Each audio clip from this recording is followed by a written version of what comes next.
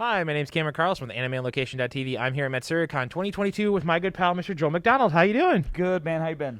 Busy, very busy. Yeah. So it's been a few years since you and I got the chance to sit down and talk. It was at Matsuricon 2019. How have you been in the last couple of years? Man, I've been doing really good. You know, I think at the time I'd already transitioned over to Gearbox Yeah. and started working there.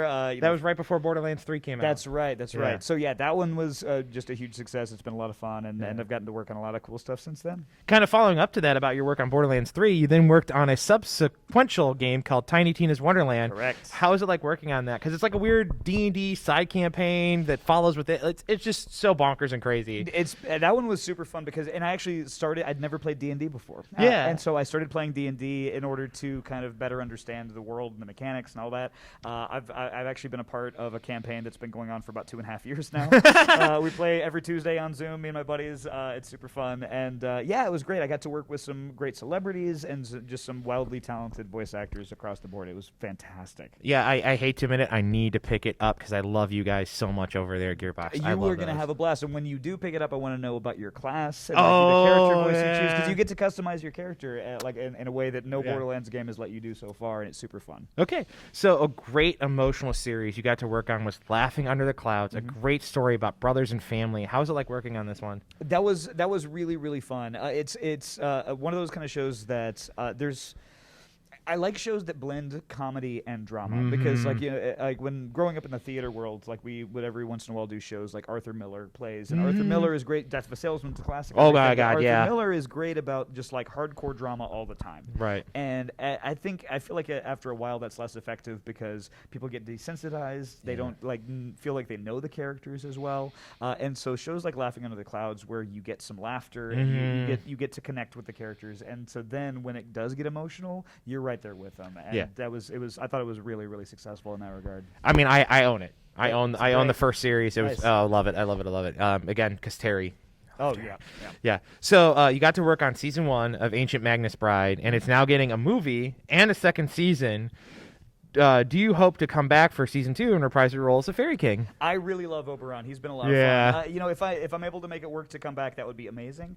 You know, and Funimation's been Crunchyroll now. Yeah, excuse yeah. me. They've been really good about you know, letting people work remotely, and I've got a decked out home studio that I'm absolutely in love with now. But yeah, with my restraints and everything at my current job, it's really hard for me to drive across town to their studio and things like that. So as long as they're able to stay flexible with me and everything, that I'd love to continue to be a part of it. I mean, I love your character in it. He's so much fun. I love him. Yeah. So going into the time machine, let's talk about the crazy world of Baccano. Uh-huh. How much fun was it working on that? And it was really more of a fun Doctor Who time travel story. I mean, it is probably one of my favorite weird timeline animes, Yeah. and especially because it takes place in that weird 1920s mainly, but Right. then you go back to 1700. It's just such a crazy, wonderful. On top of that, the dialect, the wording choices of how you guys all spoke to each other, and of course you play. It's Jacuzzi, right? Jacuzzi Yeah, Spawn, yeah, where correct. he's kind of like that weird, raspy, Yeah. not your normal speaking voice. So Right, how was right. that working on that? It was super fun. It was one of the first kind of like really substantial roles I'd gotten to do. Yeah. And it was really eye-opening in a lot of ways. Tyler Walker was an incredible director. to Oh work God, with. I love Tyler. He's fantastic. Yeah. And I love the show and yeah, like shows like that and like Joker Game, you know, that do rely heavily on dialects and, you know, especially kind of American dialects. Yeah. I think the dub is able to add so much and you know, of course, you know, the Japanese will always be my favorite. I love them. But yeah, I think we just had a lot of fun with them. The only thing that I didn't love about the show was that it was a very difficult voice for me Yes. to maintain. And so there were times where it got a little stressful for me Yeah. physically and vocally, but yeah, I'd play that guy again in a heartbeat. I love him. I love the cracking every once in a while. Yeah. Like what? Yeah. What? Yeah. When your voice cracks, I'm like, that's either genuine or Oh, he really no. hit that. Absolutely. Yeah. So also keeping within your time machine, you also worked on the great show called Heroic Age, with so much Greek lore. Did you have to actually go study to get ready for that role? Because I talked to you very early on in your career about that, and you were like, "Hey, hold on, slow that down for an actual interview," because I talked to you on Twitter about it. That's right. Yeah. Yeah. So what was it like working on that? Like the Greek hero stuff, like how did you like keep your mind wrapped around that? Because you're like, it's not really Greek lore, but it is. So how did you keep that going? I mean, kind of the same way that Oberon is, based on Oberon, from a lot of from Shakespeare, but it's approached in a very different way. It's not how Shakespeare kind of intended the character, so it's kind of a reimagining of it. And Heroic Age is similar. And I used to love all kinds of mythology and like Viking mythology and Greek and Roman and everything. And so there were a lot of things that I already knew, but honestly, because things were changed as much as they were, a lot of that knowledge wasn't necessarily helpful. So I kind of had to get to roll with the new material, and which I really thoroughly enjoyed. I love space operas. Yeah. So, yeah. I still love the fact they at least kept the ship name the Argonaut. I was like, know. okay, there we go. Right. So now going back to the present, you also get to come back, hopefully, for the new season of My Hero Academia and its various movies. How's it going for you? Again, your restrictions on working at Gearbox kind of make life a little harder to get back into some of those roles. Right. Yeah. It's so far we've been able to stick with it, and I hope that continues. Yeah, because I love that little kid. He's fun.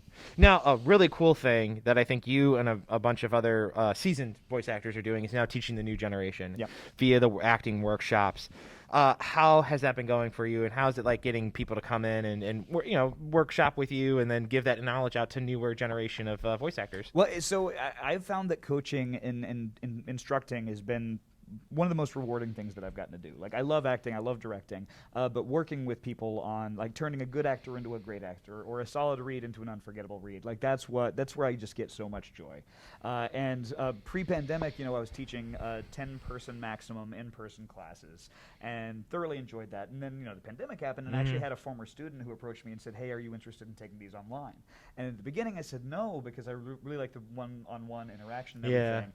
But after a while, he kind of convinced me. We started talking about it, and I found that teaching classes over Zoom actually is able to give me much more time with each person, because what we do is that whenever we do class exercises, we have them go into breakout rooms and then they record it. And so instead of like walking around a room and kind of stopping with each pair for a few seconds and kind of giving notes based on what little I see, now after the class I'm able to watch everything that they do, and I'm able to give them very detailed feedback.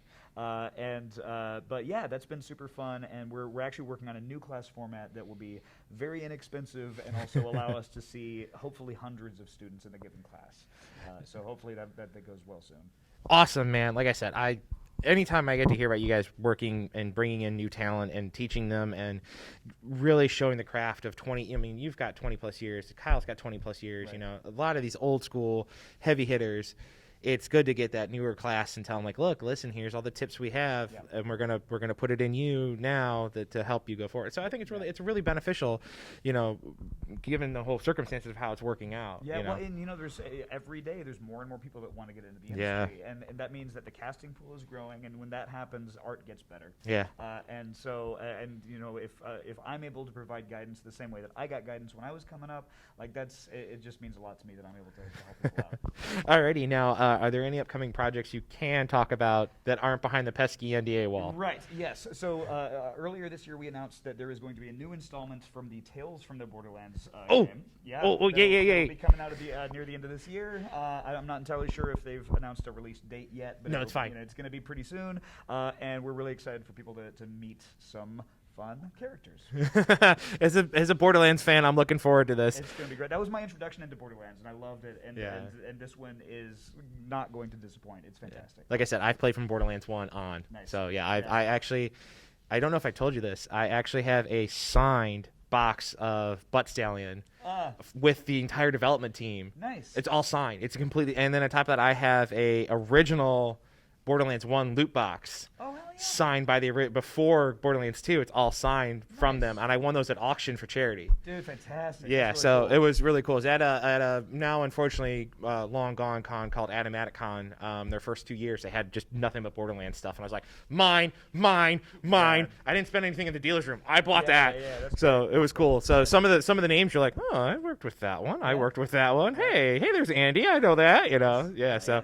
So anyways, again, geeking out with you. Finishing things up. Where can we follow you online? And yeah. what message would you love to give to the fans that have been keeping up with you for over 20+ years? Okay. Well, so the where I spend most of my time online is on Twitter. Yes. At yes two ats, which is way easier to read than it is to say.